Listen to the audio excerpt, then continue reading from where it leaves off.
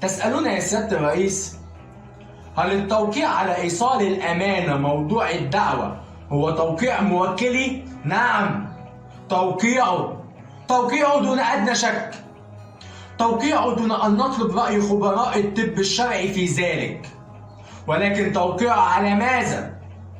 لقد وقع موكلي إيصال الأمانة على بياض ثقة منه في السيدة فتحية، متوقعا أن تضع مبلغ 50,000 جنيه المتبقي من الشركة اللي باعتها له وقبضت ثمنها بالكامل عدا هذا المبلغ الزهيد.